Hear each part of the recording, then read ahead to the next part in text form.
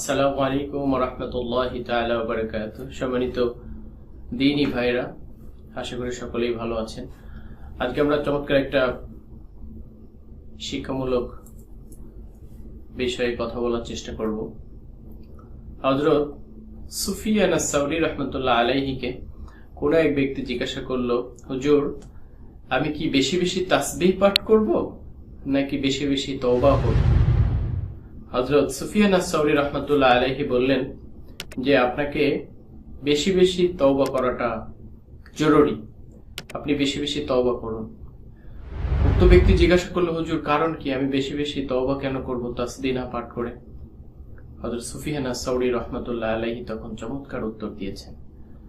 বলেছেন, দেখেন, যখন কোনো কাপড়ে ময়লা হয়ে যায় তখন ওই কাপড়ে আতরের থেকে সাবানের বেশি প্রয়োজন হয়। মাশাআল্লাহ, আলহামদুলিল্লাহ। কি কারণে?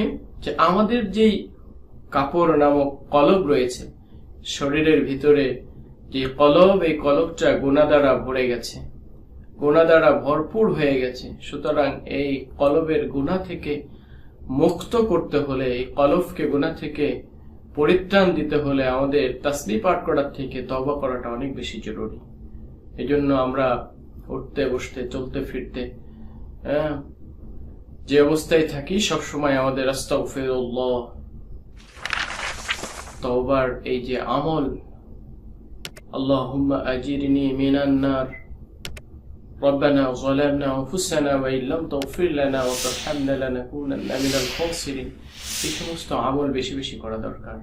সুতরাং আমাদের সকলের বেশি বেশি ইস্তিগফারের আমল চালু রাখা দরকার। আমাদের কলবকে গুনাহমুক্ত করতে হলে তওবার কোনো বিকল্প নেই।